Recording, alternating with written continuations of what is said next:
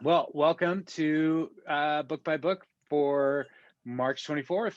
We are going to be going through two chapters today, and I have more notes or more pages than I think I've had any other time for my notes. So that'll be fun, but I'm going to try to not read every single thing or say every single thing I took notes on, but they will all be available later on Dropbox. I'll send out that link. Now that I have my own computer working, I can send the link out a little earlier than I did last week. So, but yeah, so last week we were getting to Sinai. We saw the first conflict between a neighboring nation, the Amalekites, and God protected the people of Israel. They overcame them as long as Moses was holding his arms up with the staff of God. And then we saw the people preparing to encounter the Lord, and there was a barrier that they built, or a boundary that they had around the mountain, and make sure nobody comes up there or else they will die. And it was overwhelming, and it was like there's fire and clouds and thunder and lightning and a huge trumpet blast. And Moses warned the people again, don't come up on the mountain. And they're like, we won't come up on the mountain. And Exodus 20 starts with God speaking directly to the people. And that's one of the key things when we think about the 10 Commandments. Like, these are not Moses bringing the commandments down from the mountain. God is speaking to the people directly in this moment. So, and you'll see later their reaction to that. So let's jump in. Exodus 20, starting in verse 1. And God spoke all these words. I am the Lord your God who brought you out of Egypt, out of the land of slavery. You shall have no other gods before me. You shall not make for yourself an image in the form of anything in heaven above, or on earth beneath, or in the waters below. You shall not bow down to them or worship them, for I, the Lord your God, am a jealous God, punishing the children for the sin of the parents to the third and fourth generation of those who hate me, but showing love to 1,000 generations of those who love me and keep my commandments. You shall not misuse the name of the Lord your God, for the Lord will not hold anyone guiltless who misuses his name. Remember the Sabbath day by keeping it holy. 6 days you shall labor and do all your work, but the seventh day is a Sabbath to the Lord your God. On it you shall not do any work, neither you nor your son or daughter, nor your male or female servant, nor your animals, nor any foreigner residing in your towns. For in 6 days the Lord made the heavens and the earth, the sea, and all that is in them, but he rested on the seventh day. Therefore the Lord blessed the Sabbath day and made it holy. Honor your father and mother so that you may live long in the land the Lord your God is giving you. You shall not murder. You shall not commit adultery. You shall not steal. You shall not give false testimony against your neighbor. You shall not covet your neighbor's house. You shall not covet your neighbor's wife, or his male or female servant, or his ox or donkey, or anything that belongs to your neighbor. So these are the 10 commandments. This is the opening conversation that God is setting with the people of Israel, that is establishing his covenant relation with the nation. And covenants in the ancient world, there was this thing called the suzerain vassal treaty. So the suzerain this is from like Assyrian, Babylonian cultures. The suzerain was the ruling, the powerful partner in the covenant, and the vassal was the lesser partner. And so a lot of the covenant language in the Old Testament kind of follows that same kind of format for the agreement between God and Israel, where God is the greater power and the people are the subjects. Here, as the Lord is setting the tone for the covenant, he is giving them guardrails. And as we see in the covenant, there's going to be, if you follow the commands of God, you will be blessed. If you turn away from the commands of God, you will be punished or cursed. And so that's going to be a part of the whole dynamic with the covenant as well. But at the very beginning, we are just remembering what God has done, which is a key part of these covenant frames. Is like the king would come after conquering a nation, the king would come and he would say, I am the great king who came and conquered you. That's how a lot of those covenants started. But here we're getting this different tone where it's the Lord is saying, I am the Lord your God who rescued you. I set you free. I'm not trying to conquer you. I'm trying to liberate you. And so God is the great liberator for the nation of Israel. And so when we read the Ten Commandments, one of the things that we are looking at is like, well, no, it's not that God is trying to kill people's joy or take people's fun or control people's lives. He's like, I saved you. And now the rest of these laws, the intention is to keep you saved, to keep you out of trouble. And so the Ten Commandments are also called the 10 words. The because some of these are like, you shall not murder. Like it is literally no murder.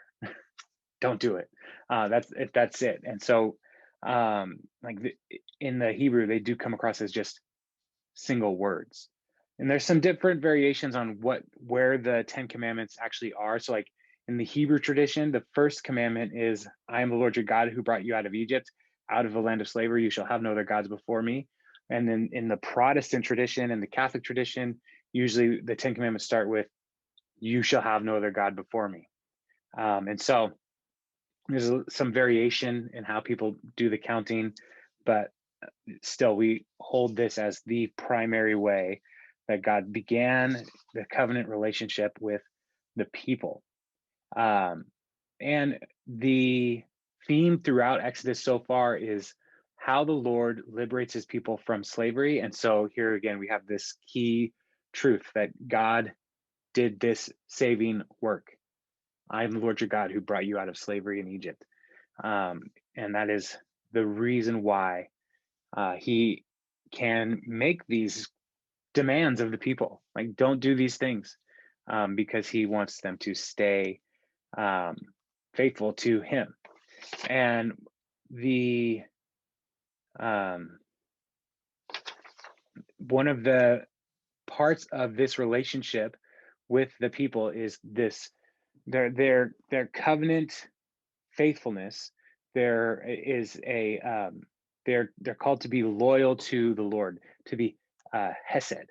And so if you have heard of like Hasidic Jews, they are like very Orthodox Jewish people today, usually wearing like all black, and they grow out the corners of their beards, and they're a very intense followers of the laws of the Old Testament, or the Hebrew scriptures, as they would say.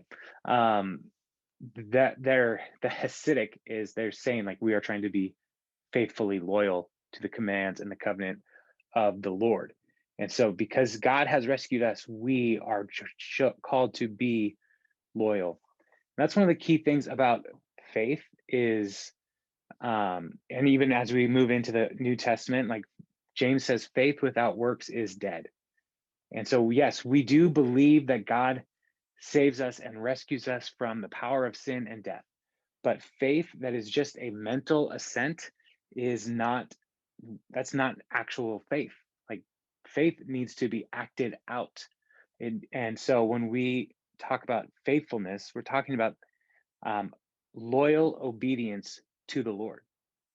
And so our faith is like, just like the people of Israel, they were rescued by God, and now they have this covenant with the Lord. And so when we look at what Jesus has done for us, we were rescued by Jesus, the Son of God, and now we have this new covenant with him. And so our faithful obedience, our loyal obedience to the commands of Jesus are what distinguish us from the other people of the world who are not yet following Jesus. And so we are in a similar relationship. Jesus does all the heavy lifting the same way that the Lord God did all the heavy lifting for the people of Israel in rescuing them from slavery in Egypt. So let's talk a little bit about the 10 Commandments, because they are there's some very interesting and important things here. So when we talk about the first commandment, you shall have no other gods before me. And that the best way to understand that is not like other statues or idols. Like that's not the main thing. Is like this is the prominence, is like there's nobody who is supreme over the Lord. And there is in the Old Testament an understanding of real spiritual realities and spiritual dynamics at play in the world. And so the other gods of the that we read about in the other nations, those are spiritual entities that people were worshiping, believing that, Chemosh or Molech would do the things that like bless their crops or protect them from their enemies, those kinds of things. They would pursue those other gods thinking they would do that thing. But here, Yahweh, the Lord, is saying, not allowed. There is one God. I am the Lord your God. You shall have no other gods before me. So don't bring them into my presence, is even how to think about that. Like God is calling the people to himself. And to continue on with that, his the second commandment like goes into the practice of idolatry and worshiping uh, idols and images. So you shall not make for yourself an image in the form of anything in heaven above or the earth beneath or the waters below. So don't make any statues or golden calves. We'll get to that in just a little bit. Don't make anything that you worship and say this is a representation of God. Do not worship an image that way. This is not saying like you can't have any art and be faithful to the Lord. Like the art and craftsmanship and all of those things, that's still part of the human experience. And so that is ultimately just about what are you worshiping? What are you giving your allegiance to? And so don't have any other gods. Don't make a statue trying to represent the Lord, because there's nothing that can ultimately represent God. And on the flip side of that, remember all the way back in Genesis, we are made in the image of God. We are made to represent God to the world. And so idolatry, like building these idols, part of the temptation is like, here's a God that I can see, that I can worship, but it's minimizing that what God wants for us. He's like, no, you don't need a statue representing me because you represent me. So go and be my imagers. Go and take my work out into the world, and go represent the Lord. One of the key things that we have to remember throughout the Bible is the people are called to represent God. And when he says that I am a jealous God, it is not that the Lord is like, oh, I wish I could hang out with them. It's more that he is passionately uh, protective of his people. And so he does not want his people veering off away. And so he's more zealous that his people stay loyal and faithful to him, because he's not like lonely. He's not envious of us hanging out with other, like, no, you don't want to go down that road because that's the bad road. And so he's going to pull, like, call his people back, to keep drawing them back into covenant faithfulness, because he loves his people so much and they are his special possession, is how he's going to talk about them throughout the Hebrew scriptures. You are my special possession. And when he talks, if you veer off, like that path of idolatry and worshiping other gods, that's something that is taught in the home.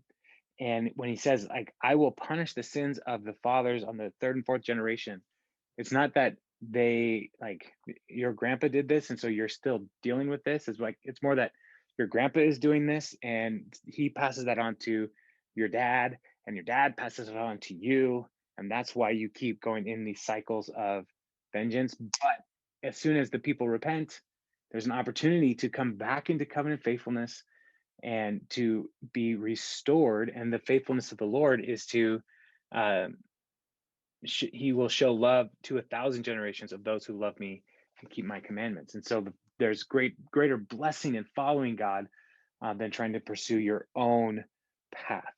So that's one of the key elements here, is not that God is like just saying, well, this generation messed up, and so they're toast for the next few generations. But to say like it's going to keep passing on if you keep going down this road, but it doesn't have to go down that road.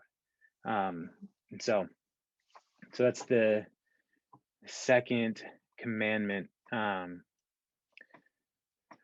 of the key things in this that I need to highlight as well. This is one of the areas where we start to see corporate solidarity, where the individual is part of the larger group. And we, in our culture, we're very individualistic in how we approach our faith. And so when we think about my belief in the Lord, it's often like, well, it's just me and God, right? But the people of Israel and most ancient cultures said, we are all in this together. We are a part of this covenant community. And so one person can hurt the community. And so even when we talk about election, there's going to also be people who are wrestling with these issues. Like God elected Israel to be his covenant people, but there were people within that group of Israelites who drifted away. And they might say, well, I'm still a part of Israel, but they ultimately, Israel was elect. These people who drifted away are opting to go away and move away from God's path of life. And so when we look at this corporate solidarity, where it's like, well, we want to be in this together because we're stronger together. And so individual behavior affects the group unless the group is like willingly cutting that person off, which is going to be a part of the law. Like cut that person off because they will corrupt the hearts of the people as well. And so when we are wrestling with these ideas of election that we're going to see throughout Scripture, like keep in mind, God's election is the people of Israel, the same way God elects the church. So when we talk about like issues of salvation today, like Jesus' plan is to have a church to carry out his mission, and people, when they place their faith in Jesus, are brought into the church. And like how the church acts in the world represents the Lord, but also how we interact in the world represents the church and the Lord. And so we are wanting to be a good family members in the church. We want to make sure that we are looking out and considering others to make sure that we are recognizing this corporate solidarity, that we're all in this together. So, all right, let's talk about the third commandment. And the third commandment is, you shall not misuse the name of the Lord your God, for the Lord will not hold anyone guiltless who misuses his name. And this command is one of those things where people might think like, well, you can't say like, oh my God, right? Like that's not what that is. Like a prayer to God is okay to say. And it's not saying you can never say the name Yahweh, which is what later traditions would come to. Like, don't even say the divine name because you don't want to risk that you might misuse the name of the Lord your God. So the key here is, what are you assigning God's name to? What are you like? Are you saying like, I swear that by God that I will do this thing, and then you don't do that thing, you are misusing the name of the Lord your God. If you are saying God is going to help me do this thing, and then you don't ask God to help you do that thing, you're misusing the name of the Lord God. And so like when we use the name of the Lord in vain, it's more about trying to assign his power and authority to our actions instead of saying I'm submitting to his name and what he's calling me to. And so I'm not going to just throw around God's authority willy-nilly. I'm going to trust that he will lead me and guide me, and I'm going to be reverent of his name. Part of this as well, like, is there's in ancient cultures, there's some ideas of like, if you know somebody's name, you might have power and authority over them. So there's like some magical thinking here. And so like this could be like don't try to coerce God to do stuff for you. So that's part of using the name of the Lord in vain as well. The fourth commandment, and this is actually one of the longer sections, is about the Sabbath. Remember the Sabbath and keep it holy. And this is a unique piece of Old Testament law that sets Israel apart from other nations. And there were days that people were given to in other cultures to not work, but it was not a weekly rhythm. It was not on the seventh day, no work. Um, the Lord is setting something apart for the people of Israel. And remember, these are slaves who have just been liberated from the nation of Egypt. And so, like, as slaves, they worked all the time and they weren't even working for themselves, they were working for somebody else. And so they were now giving this opportunity to enjoy rest. This is revolutionary. And it's going to be something that the people of Israel will struggle with throughout their history, because you look around at other cultures and, like, well, they're working all the time. What, I should work all the time. And there's this innate desire in us to be producers. But what the Lord is calling the people to is rest as a way to trust in Him. And here, the Lord is tying the Sabbath commands to creation. Just as the Lord created in 6 days, on the seventh day He rested, so you too should rest on the seventh day. In Deuteronomy, we're going to get another recounting of the Ten Commandments. And in that recount, or retelling of the Ten Commandments, the command is tied to how the Lord saved you out of slavery in Egypt. So take a day of rest. So we have these two reasons for the Sabbath, which are to honor God, to follow God's example of work 6 days, rest one day, and then the other one is to rest, knowing of recognizing God's rescuing power for us. And so the Sabbath is something that is still a good thing to do. And one of the key pieces here as well in this command is, like, the command is not just for the adults and the landowners. It's for everybody. So it's like, don't even pass on the labor to your children or your servants in your community. Like, no, nobody is working. We are resting on the Sabbath. And the Sabbath is one of those great blessings to us even today. If you are not taking a Sabbath, I urge you, like, don't try to think that you can do it all the time. You've got to rest. And it's not just like, well, I'm not working today, but find a way to rest and enjoy God and His goodness for us. So the first four commandments, they really do focus in on our relationship with God.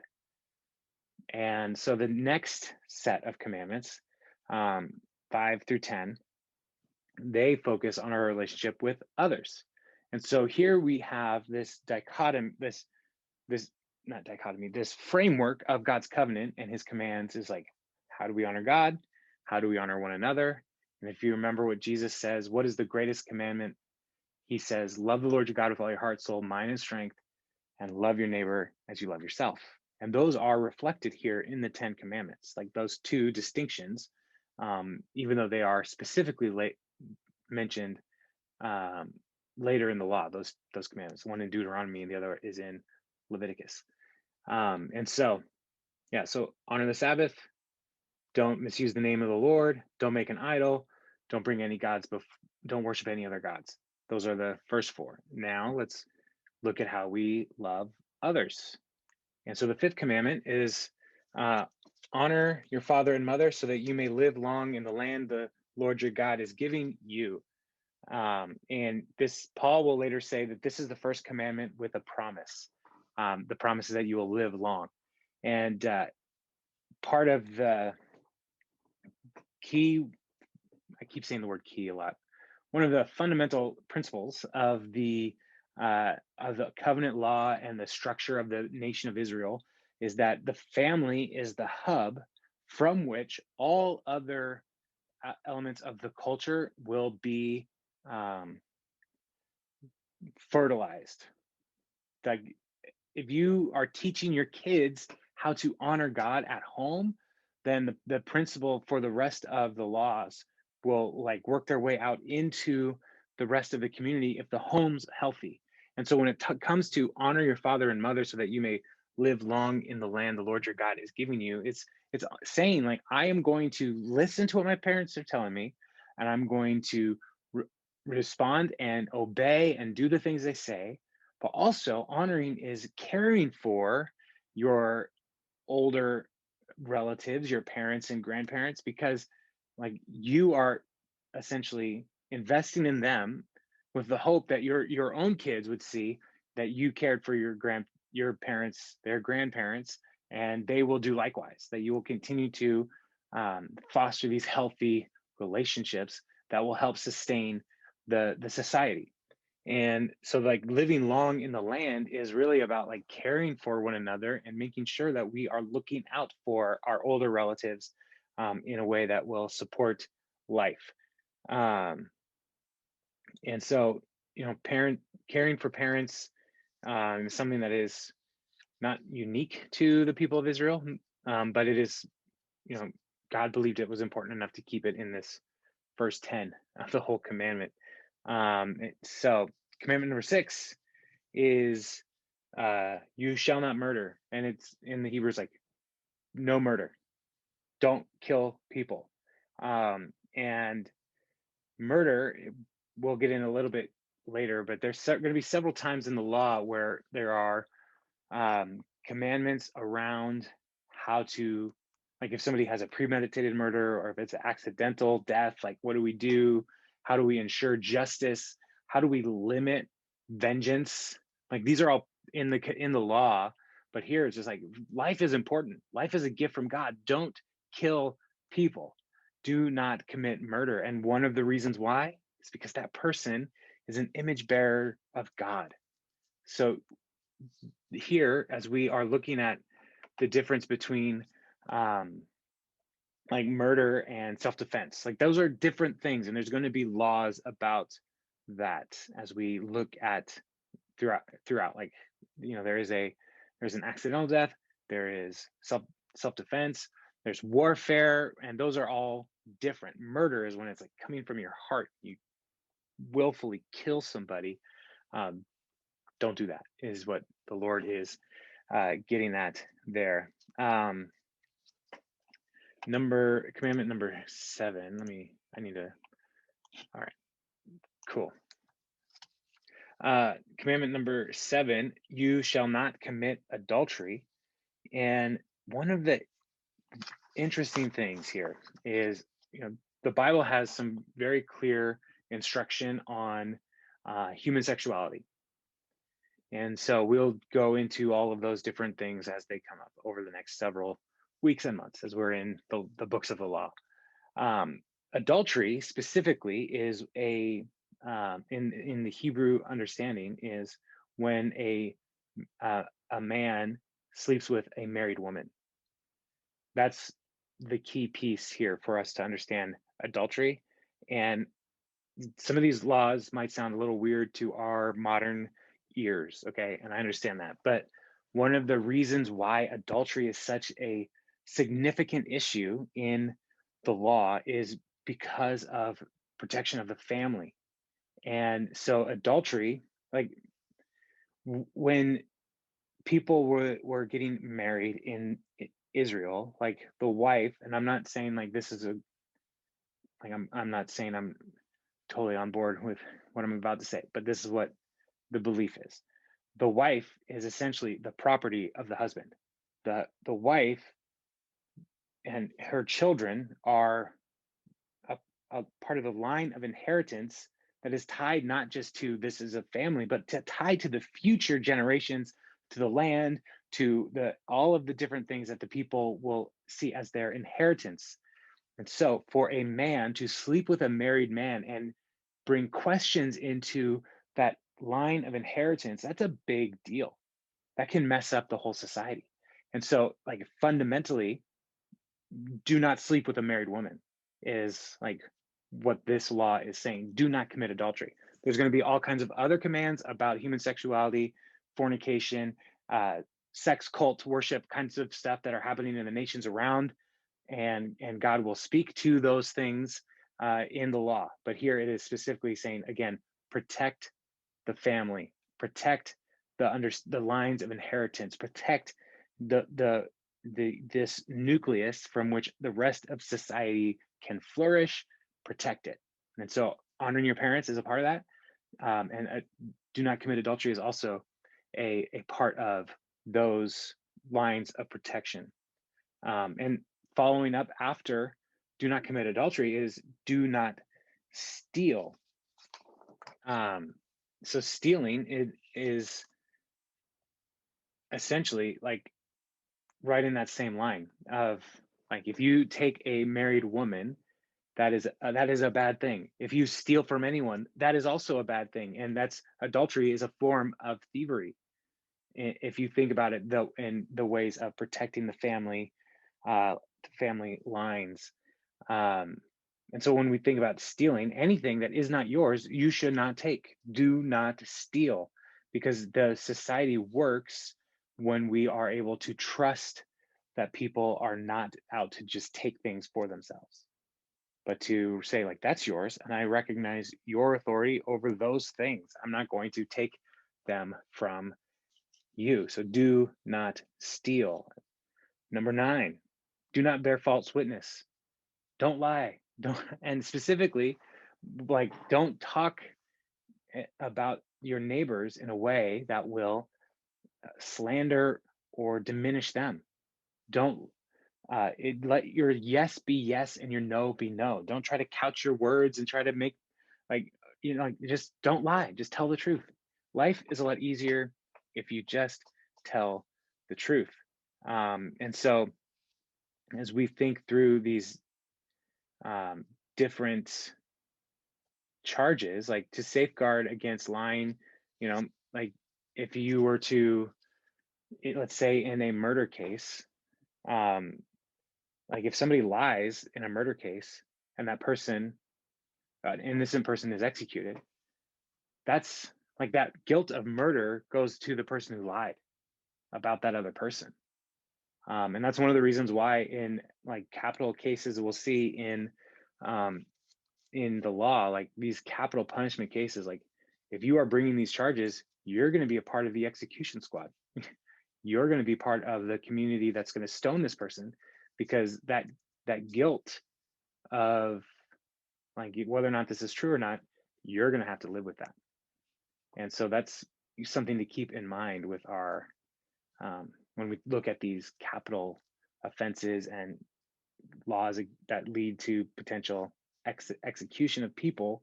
Like, that's, you don't just get off the hook. Like, they did that and then they're dead and they're not your problem anymore. It's like, no, you're a part of this. If they're guilty and you killed them and they're innocent, you murdered them, is what the law is essentially building to. And so, like, don't lie, just tell the truth. And then the 10th commandment is do not covet your neighbor's house.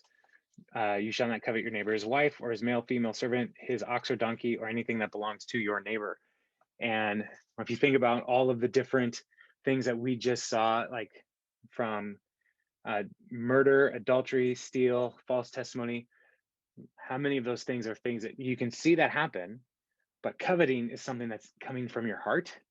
And from your heart, then these actions like lying about somebody else, stealing from somebody else, adultery, murder, it all comes from, like, in our hearts, we think we deserve it. We want it. And so that's something to recognize, like all the way back in even in the first murder, Cain was jealous of Abel, and so he killed him. And so looking at all of the laws, like it all ties down, these all really tie down to our hearts are broken, our hearts are corrupted, and sin works its way out of our heart. And when we covet and we desire something that is not ours, we are working against the will of God to try to do things that are our own way with our own authority. So that's the 10 words. This is God speaking directly to the people. They hear these 10 commandments. And how do they respond? Verse 18. When the people saw the thunder and lightning and heard the trumpet and saw the mountain in smoke, they trembled with fear. They stayed at a distance and said to Moses, "Speak to us yourself, and we will listen, but do not have God speak to us, or we will die." Moses said to the people, "Do not be afraid. God has come to test you so that you will fear, the fear of God will be with you and keep you from sinning." The people remained at a distance while Moses approached the thick darkness where God was. So here, the people overwhelmed with the presence of God, with the voice of God, and he's giving them these commands direct to them. And they're like, "Moses, you got to talk to him on your own, man. Don't come. We cannot handle this. This is too much."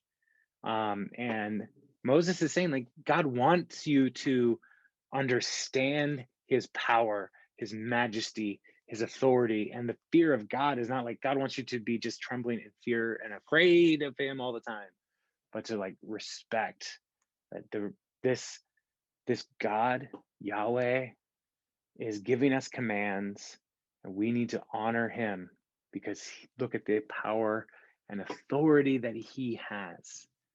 Take what he says seriously. And so while they are afraid of dying, Moses is willing to continue to intercede on their behalf. And so he continues to climb up the mountain. And here we start to see a distinction between Moses and the people. And whether or not this was always God's intention, um, there's some debate about that. Like, did God always want to be able to speak directly to the people, or was this a moment of awe-inspiring communication that would help the people see, like, well, Moses is our leader. So is there God speaking directly to the people so that then they would like lean on Moses more and trust that Moses is a good leader for them because God will speak directly to him. Um, One of the things that we'll see later on is the way that God talks about Moses is he says, like, all the prophets I speak to with visions and dreams, but Moses I speak to face.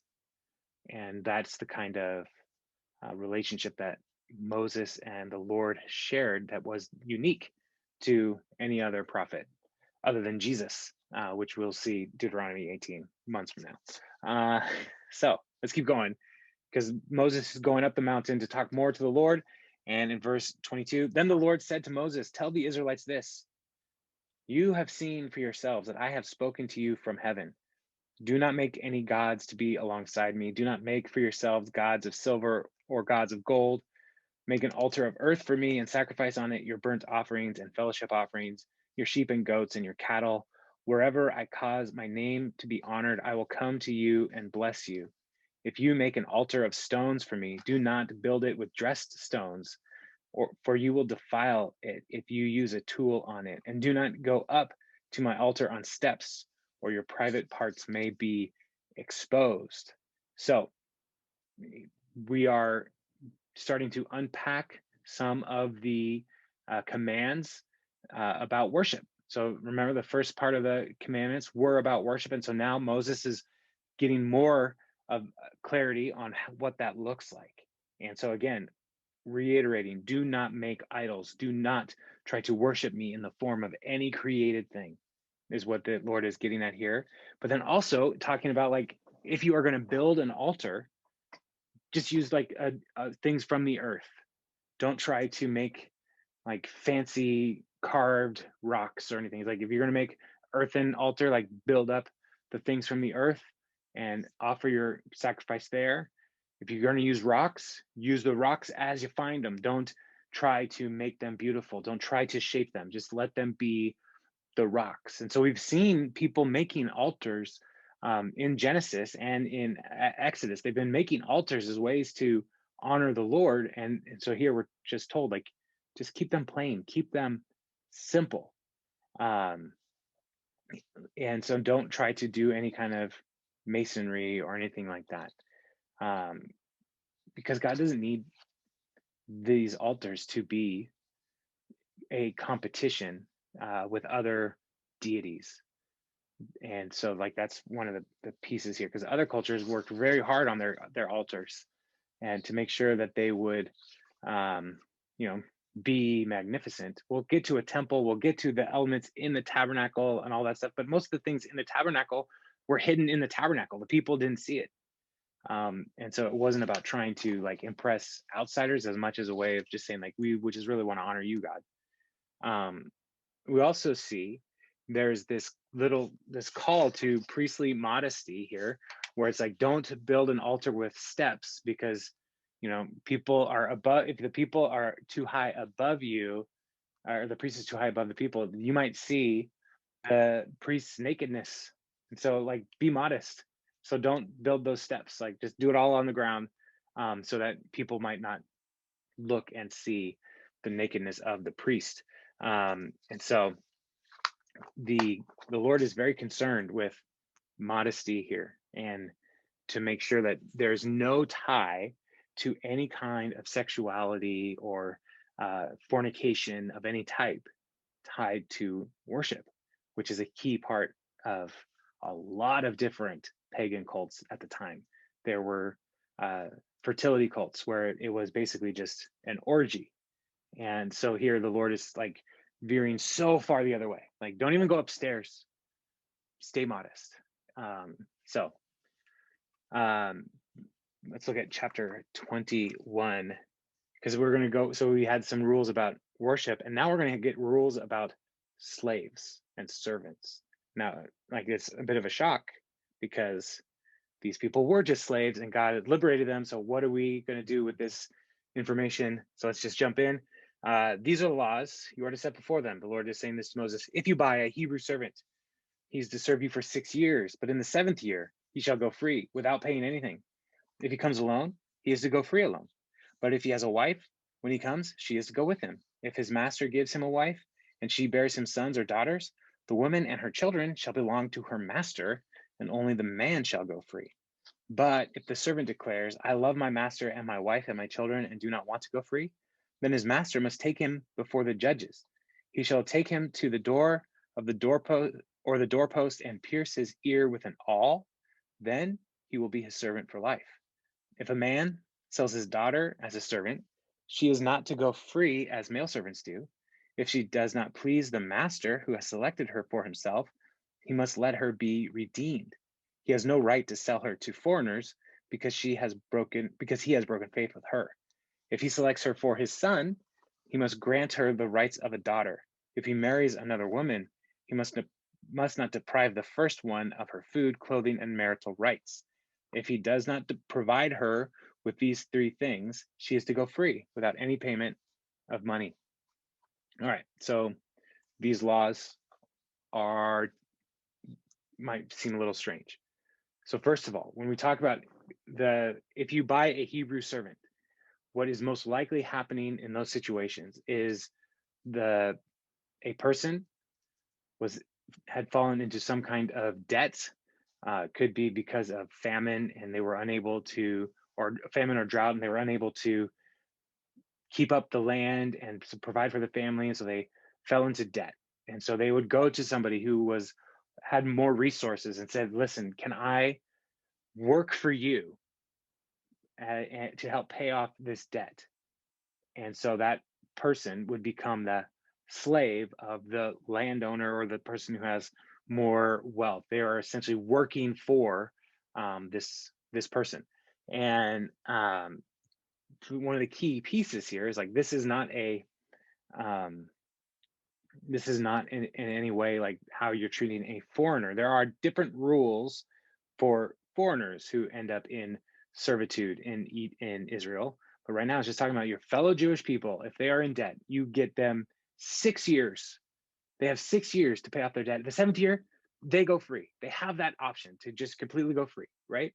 Now, if they come along, they're their own person. But if they're married, then and that person comes and says, I want to work off my debt, the master can't say, well, okay, I'm going to keep your kids and your wife and you can go free at the end of 6 years. No, the whole family is set free.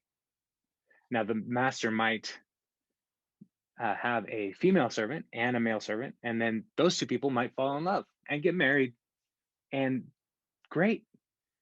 But they know that if they leave, if like the husband leaves and the wife is still in her contract years, she stays there until the contract is over. And so that's something to keep in mind as well, like in these different relationships. What sets this whole relationship, this master servant relationship, apart from other cultures is the finite term. This is not slave. This is not by default slavery for life. You are paying a debt, and we got to keep in mind that in Scripture, no debt is meant to be forever. No debt is meant to be forever. And so here, even in slavery, it's like you have a limited time to work off your debt. So there's great grace here. Um, but let's say the servant wants to stay with the master because like he's married and he loves his family and he wants to stay here and he's willing to stay with this family forever. This is where he goes to the leaders, the judges, the elders of the community and says, look, this person has opted to stay with me, and then we're making this declaration before the whole community. I am not keeping this person for myself in any kind of injustice. It is his decision to stay with me. And so they pierce his ear at the door, could be the door of the house, pierce his ear, essentially binding him to the house. If you like, if the imagery here is like he is now a part of this house because his ear has been pierced to it, and so like um, his whole relationship and dynamic is shifted to become a part of this new family. Um, Now, then there's this other piece here. The if a man sells his daughter, um, this is most likely in a form of like arranged marriage. It's not supposed to be like modern day sex slavery. That's not what is being communicated here. Is like you are just like a piece of like flesh to be used in a gross, awful way. And look at all the ways that there's like commands here, like take care of this person. If you marry this person as a like you take this slave and you marry this person, this woman, she is your wife and you need to honor her. And if you marry somebody else, yes, the Old Testament gives laws about polygamy. Um, Not ideal, but it did happen. And so if you marry somebody else, you cannot neglect caring for the first wife. She is still your wife. And so the cost of polygamy is not just like, well, I just want to have a bunch of different wives. It's like, no, you got to care for all of them. You better be able to do that. If you can't, then you are a problem. And here at the very end, if he does not provide her with these three things, food, clothing, and marital rights, she is to go free. Like you can't just neglect a woman in this structure. Like she's your wife, keep her that way. And so we can talk more about that uh, later if you have some questions. But these laws for slavery are um, they're troubling.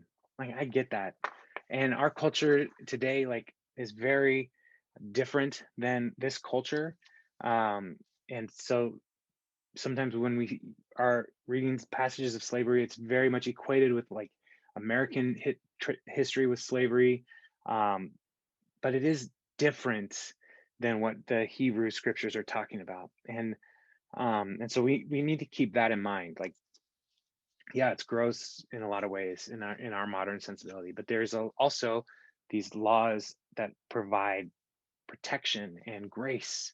And often slavery was an act of mercy in these places because the family was desperate. And so somebody was able to say, like, I will help you. I will help you stay alive. I'll help preserve your family. So it's complicated. And so they're trying to make the best of the situation they find themselves in with all of these different laws. But let's keep moving. Verse 12, and this is about violence against other people. Anyone who strikes a person with a fatal blow is to be put to death. However, if it is not done intentionally, But God lets it happen. They are to flee to a place I will designate. But if anyone schemes and kills somebody deliberately, that person is to be taken from my altar and put to death. So this is don't murder. And but then also there's a indication, like there might be accidents, there might be things that just kind of happen. And before you can execute somebody, you need to make sure that you are providing justice. And so there are these, later on in the law, we're going to get these cities of refuge that will be 6 cities that are going to be in Levite communities. So like somebody who accidentally killed somebody could flee to those cities while waiting for the investigation to come about to determine whether or not this person was guilty or innocent. And while they're in that Levite community, they cannot be harmed. Um, uh, Verse 15, anyone who attacks their father or mother is to be put to death. Anyone who kidnaps someone is to be put to death, whether the victim has been sold or is still in the kidnapper's possession. Anyone who curses their father or mother is to be put to death. And so here we honor your father and mother, protect the family, don't try to take advantage of each other. These are serious problems in the culture. And so like they're saying, like, don't hit your parents. And it's not just like don't like, you might like wrestle or something, like that's not it. But it's like if you try to kill your parents, then you are going to die, is what this is saying. And so the strike here, often means to try to kill. And so kidnapping is, again, stealing somebody, taking them out of the family possession, um, and it is a capital offense. Yeah, so verse 18. If people quarrel with one another and one person hits another with a stone or with their fist and the victim does not die but is confined to bed, the one who struck the blow will not be held liable if the other can get up and walk around outside with a staff. However, the guilty party must pay the injured person for any loss of time and see that victim is completely healed. So if you hurt somebody as you're fighting, they don't die, you still have to you have to care for them. That's your fault. And note that they don't get into like who started the fight or anything like that. No, it's like you take care of them. And it's not about like damages, like emotional damages, like many litigious cases in our days.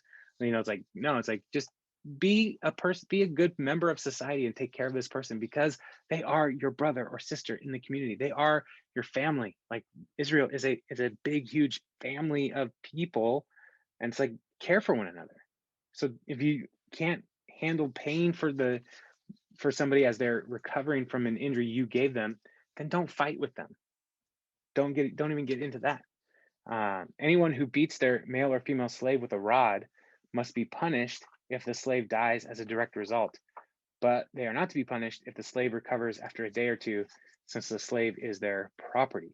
So even slaves are elevated to a place of saying, like, if you kill a slave, they're still a person. That's still a capital offense. This remuneration for work, lost time for work, is the the master cannot be paid back for their own loss of resources that the slave made, because the slave is their resource. Like, again, I'm not a fan of slavery, and like I read these things, I'm like, ugh, this is like really weird. But again, like these are protections for the people. Even the slaves are given protection in this community. Verse 22. If people are fighting and hit a pregnant woman and she gives birth prematurely, but there is no serious injury, the offender must be fined whatever the woman's husband demands and the court allows. But if there is a serious injury, you are to take life for life, eye for eye, tooth for tooth, hand for hand, foot for foot, burn for burn, wound for wound, bruise for bruise. And so here, like if you are fighting and somehow hit a pregnant woman, and if the baby lives, then they could be a fine. But if that baby dies, then there's a serious injury, then that could be potentially a capital offense as well. And this is the principle of lex talionis, and it's eye for an eye, tooth for a tooth. It's not just like keep taking out eyes and keep taking out teeth. It's limiting, like to say that you can't go beyond. Like if they killed your kid, you can't kill their whole family. So there's a limit to what you can do in these situations. An owner who hits a male or female slave in the eye and destroys it must let that slave go free to compensate for the eye. And an owner who knocks out the tooth of a male or female slave must let the slave go free to compensate for the tooth. And so again, we have this protection of even servants are given status to say, like, look, you seriously injured this person, so you need to give them their freedom. So again, this is a little, it sets the people of Israel apart from other nations, recognizing that slaves are people too. Goes on to give some commands about animals. Verse 28.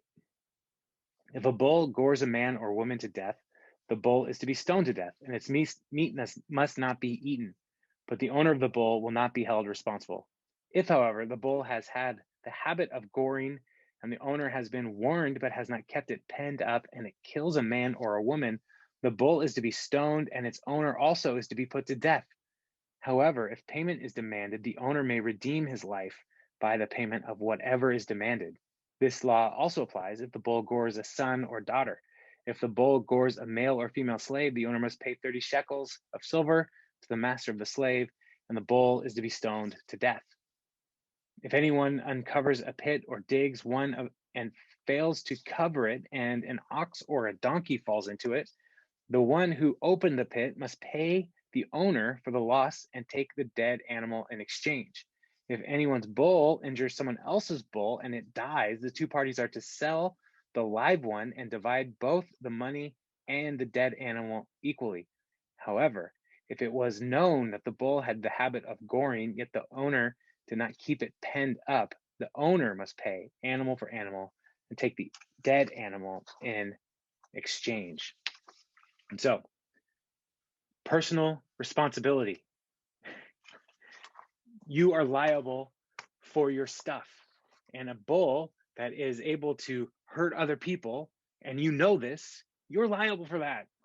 So don't be irresponsible. Don't just let your animals go free. Like, be mindful of what of your creatures. Be mindful of your property. Even like digging a pit. If you don't cover the pit, that's your fault if somebody falls into it. This is part of loving your neighbor as you love yourself. And so these commands, like we don't have bulls and goats like running around in Linwood and like goring people. I hope that never happens. But like there are still principles. And if you know that you have like an unsafe environment and something happens, you are responsible for what happens to that person who gets injured. And so even like the bull, like that kills somebody, like that bull is going to die. Like you can't let that bull keep living if you know that they are dangerous. And so the idea here is you're compensating life for life and creating a society of equity where, people matter to God, and we are called to be responsible to love our neighbors and care for our stuff and be mindful of how our responsibilities affect other people. The world would probably be a much more awesome place if we still remembered that we are responsible to care for other people. So 2 chapters in, we just went over a lot of law. Do you have any questions, any thoughts? I'd love to hear. Jay, you asked a question between murder and killing, but I kind of answered that. Yeah, you got me. Okay, cool. Any other questions? Jay, did you get a haircut? No, I just put my hair up. Got it. Okay, cool. Any other questions?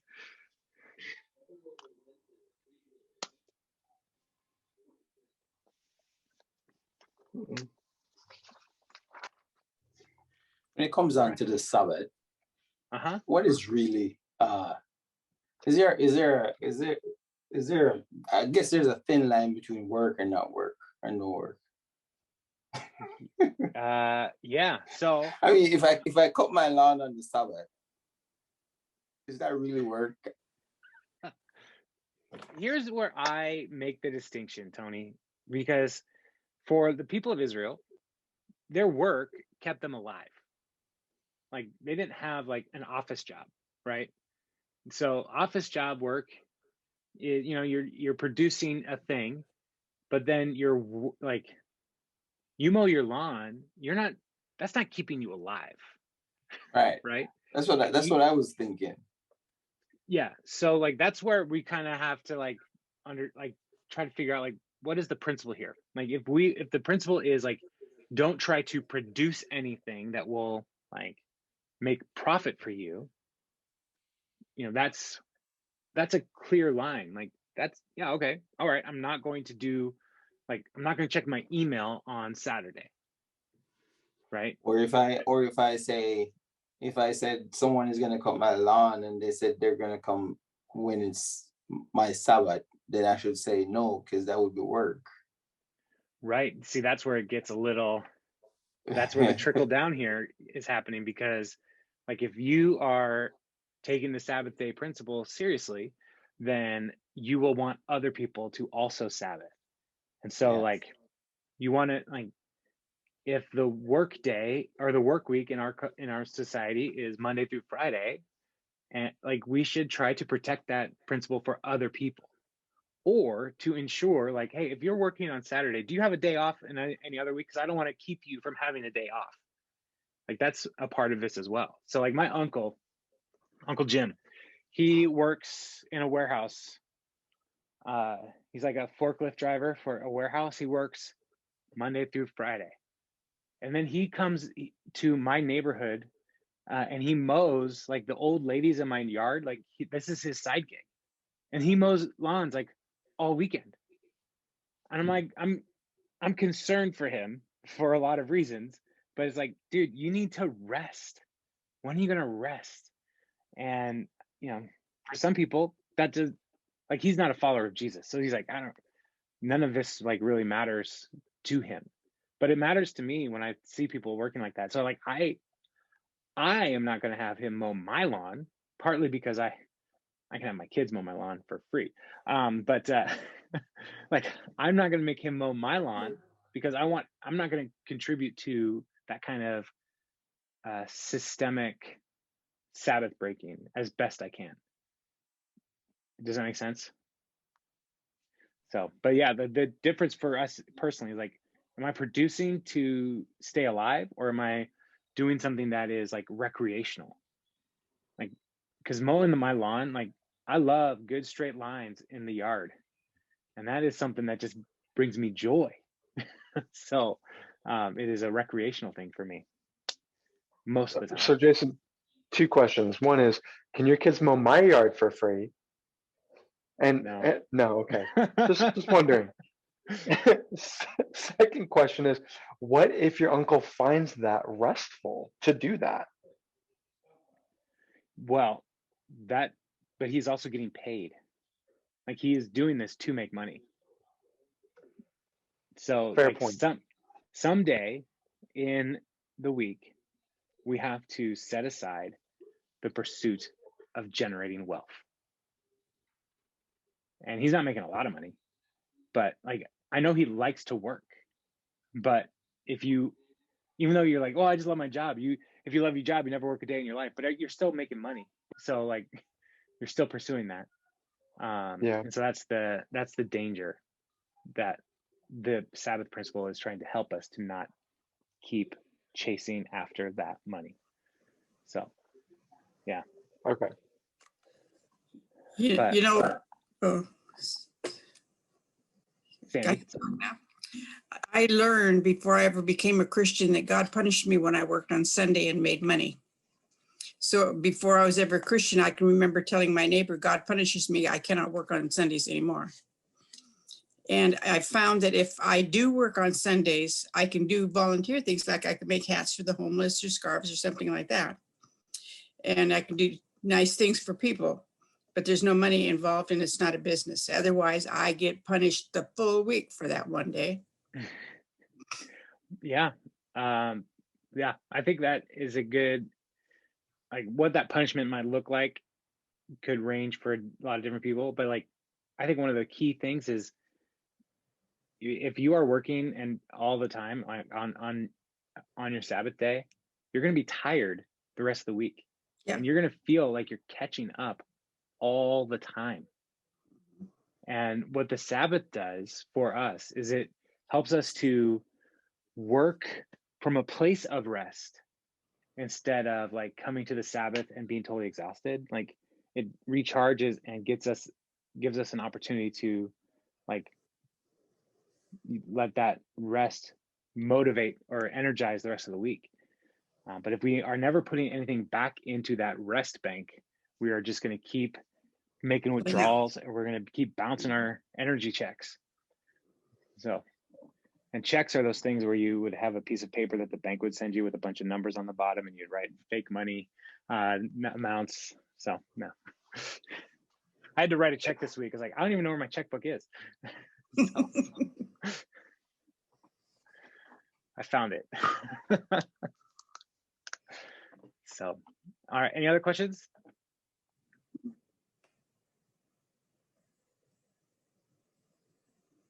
Cool. Well, guys, next week, my goal is to have a little bit more that we cover. But when we get into these law sections, it gets a little difficult to know where to make a good break for a section. So next week, I'm planning on going through Exodus 22 through 24. But yeah, so we're gonna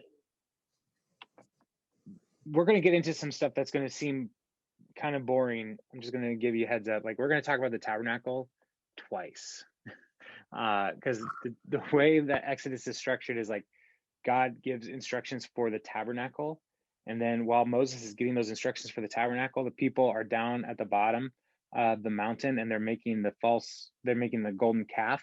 And then so he goes down and he corrects all that, and then he comes back and like rebuilds rewrites the stuff, and then they actually build the tabernacle just as the Lord commanded them. And so like, there's going to be some stuff, just heads up. You're going to learn a lot about the tabernacle twice. No problem. So it'll be fun. All right. Y'all have a good week. Yeah, it's twice as important. That's why. You're right, Jay. The tabernacle is very important. So, all right. I'll talk to y'all later.